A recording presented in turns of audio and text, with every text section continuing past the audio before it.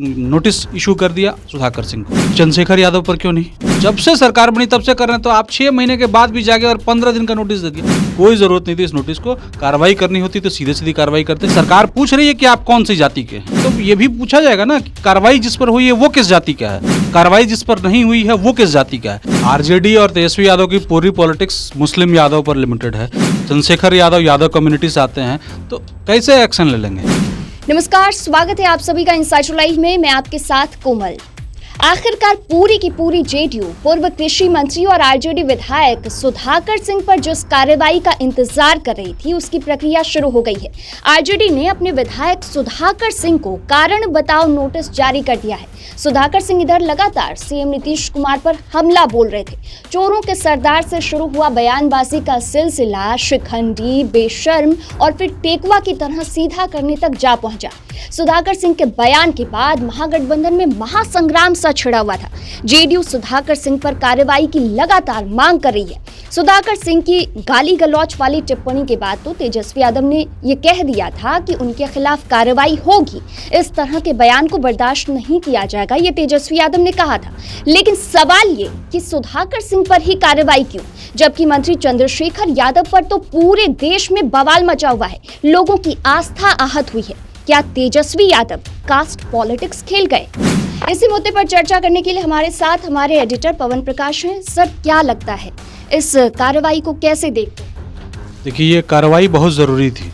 उसका रीज़न ये है कि लगातार खटपट चल रही थी। जेडीयू लगातार इसमें कंटिन्यू अटैक कर रही थी, जबकि जेडीयू की सीटें कम है, इसके बावजूद जेडीयू अटैकिंग मोड में है, क्योंकि कहीं ना कहीं उन्हें भी पता है कि आरजेडी की गलती है, सुधाकर सिंह की गलती है। सुधाकर सिंह लगातार बोल रहे थे, उस पर कोई कार्रवाई नहीं हुई। लेकिन क्या है ना कि अभी जिस कार्रवाई की मांग थी वो नहीं हुई है।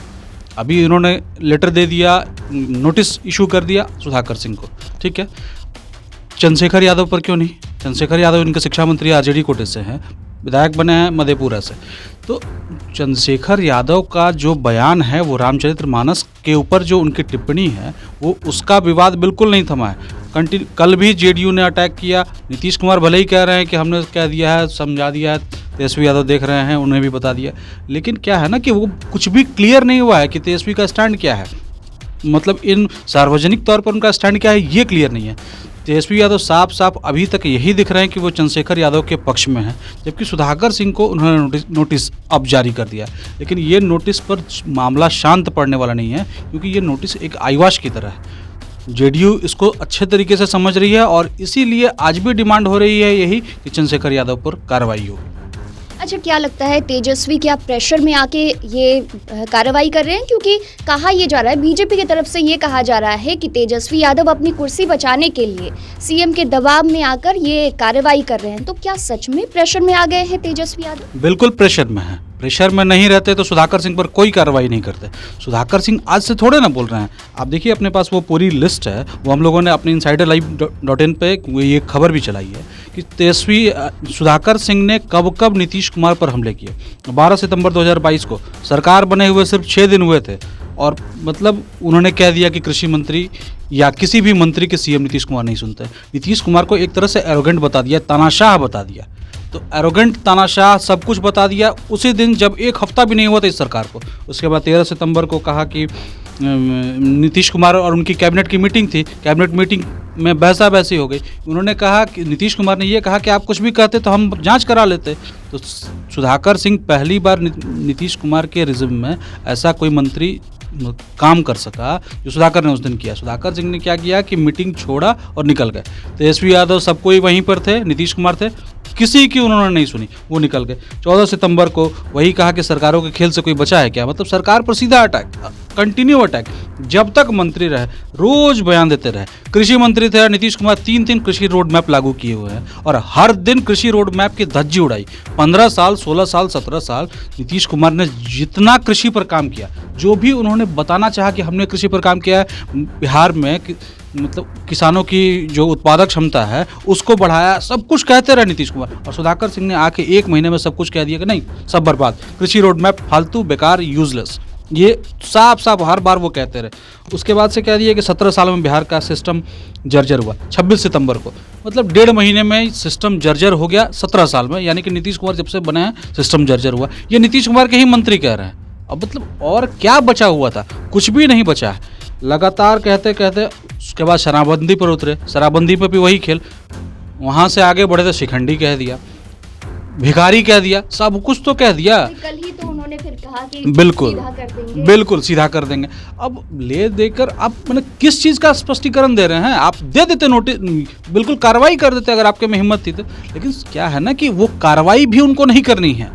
आप पढ़िए उनका लेटर पढ़िए, जो अब्दुल बारी सिद्दीकी जो राष्ट्रीय उनके प्रधान महासचिव हैं, इन्होंने लेटर में दिया है कि संविधान की धारा का उल्लंघन किया है। तो आप बताइए कि क्यों किया है? अच्छा, तो मतलब ये अब सूझी है किस संविधान का? आरजेडी की जो संविधान की वो बात कर रहे हैं, तो जब उल्लंघन किया तो ये सितंबर से कर रहे हैं, अगस्त से कर रहे हैं, 22 अगस्त सरकार, जब से सरकार बनी है तभी से कर रहे हैं। यही कह रहे हैं ना कि जब से सरकार बनी तब से कर रहे हैं। तो आप 6 महीने के बाद भी जाके और 15 दिन का नोटिस दे दिया। कोई ज़रूरत नहीं थी इस नोटिस को। कार्रवाई करनी होती तो सीधे सीधी कार्रवाई करते, लेकिन उनको कार्रवाई नहीं करनी थी।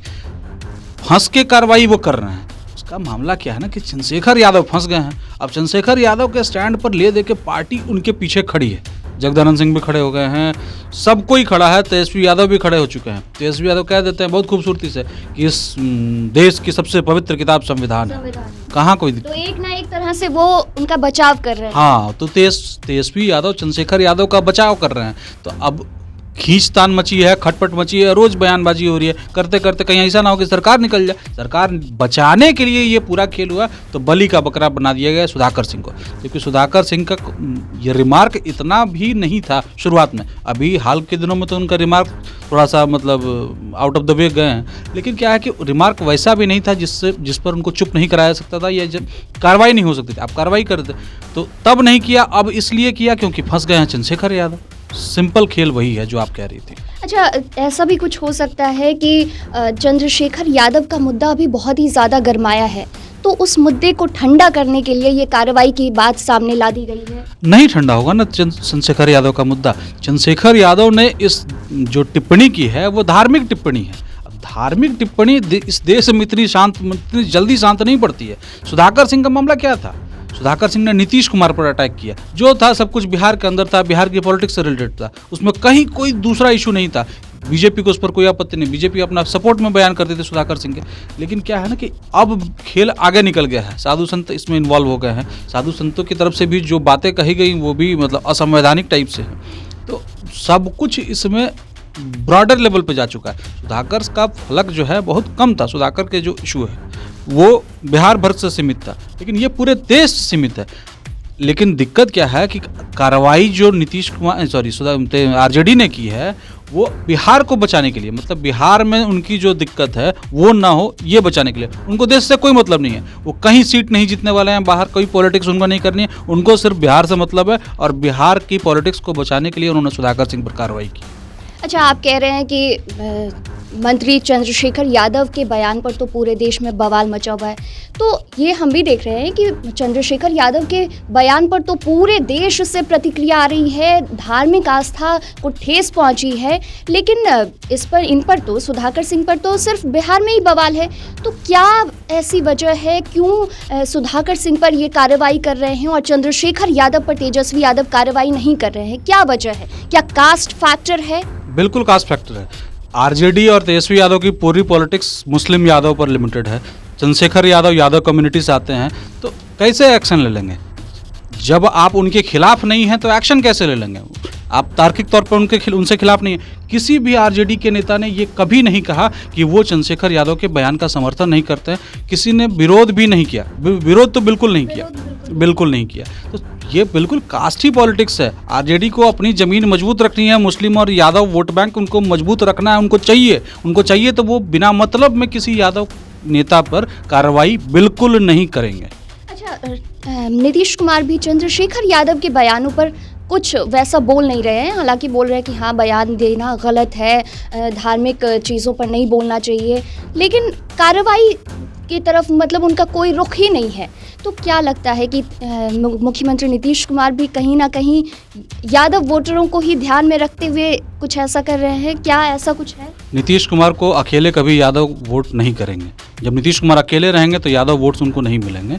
गठबंधन में मिल जाए नहीं मिल जाए वो दूसरी बात होगी, लेकिन यादव वोट नहीं मिलेंगे। वैसे आप देख रहे हैं नीतीश कुमार कुछ कह नहीं रहे, नीतीश कुमार कभी कुछ कहते नहीं हैं, लेकिन जो नीरज कुमार कह रहे हैं, जो ललन सिंह कह रहे हैं, जो बाकी अशोक चौधरी कह रहे हैं, उपेंद्र कुशवाहा कह रहे हैं, बाकी पार्टी का हर जयंत राज ने कहा, सबने जितने लोग कह रहे हैं, जेडीयू से जो भी कह रहे हैं वो नीतीश कुमार की मन की ही बात कर रहे हैं।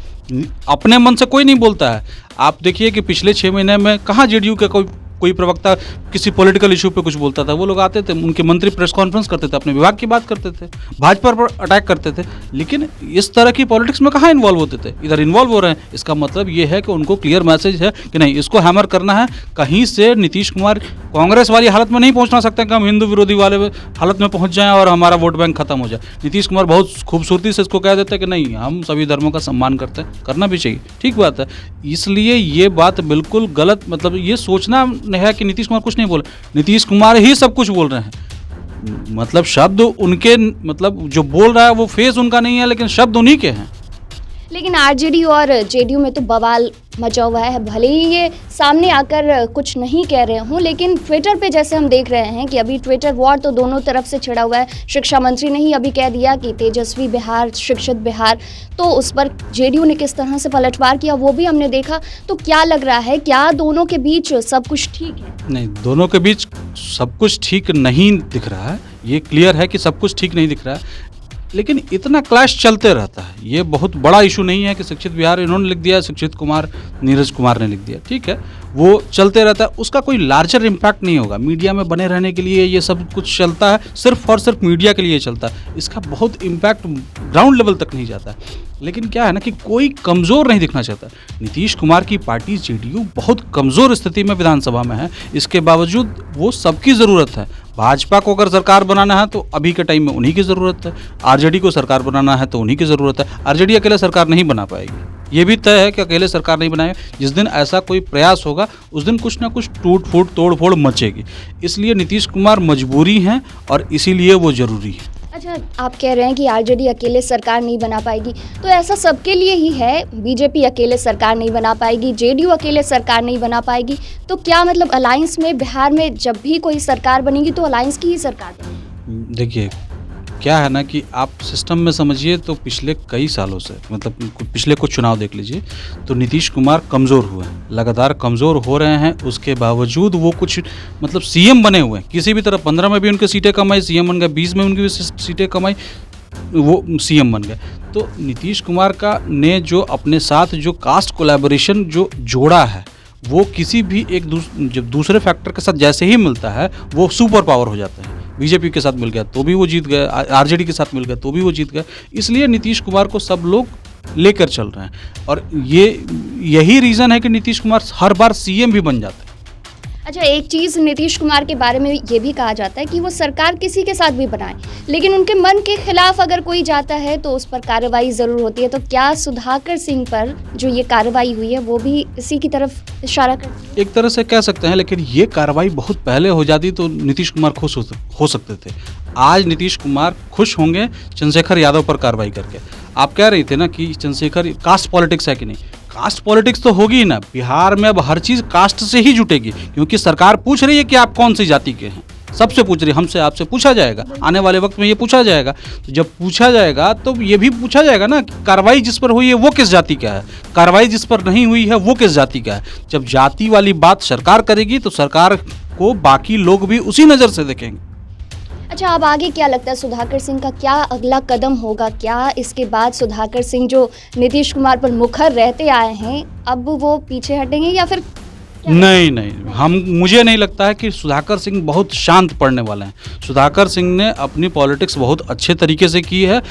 जितनी मैच्योरिटी उन्होंने इस मतलब बहुत कम दिन के विधानसभा सदस्य रहते हुए दिखा दी है, उतने बड़े बड़े लोग उतनी मैच्योरिटी और उतनी हिम्मत दोनों नहीं दिखा पाते हैं।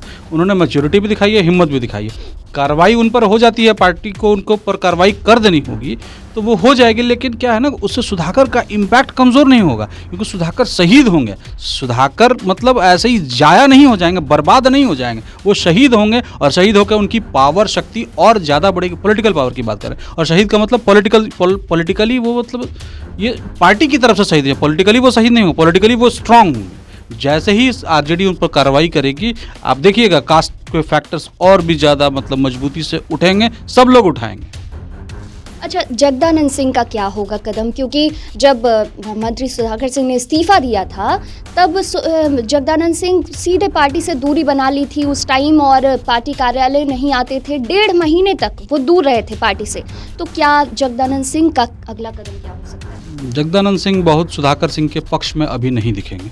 मुझे जो लगता है कि सुधाकर सिंह के पक्ष में जाकर नहीं दिखेंगे, उन्हें दूसरा मुद्दा मिल गया है, उन्होंने चंद्रशेखर यादव को सपोर्ट कर दिया है। बेटे को सपोर्ट करें नहीं करें, वो पहले भी उन्होंने नहीं किया है, अभी भी बहुत उनसे उम्मीद सुधाकर सिंह उनके भरोसे थोड़े ना आगे बढ़े, वो लगातार अपने दम पर आगे बढ़ रहे हैं, और सुधाकर सिंह ने जो किया है वो सब कुछ अपने बूते ही किया है।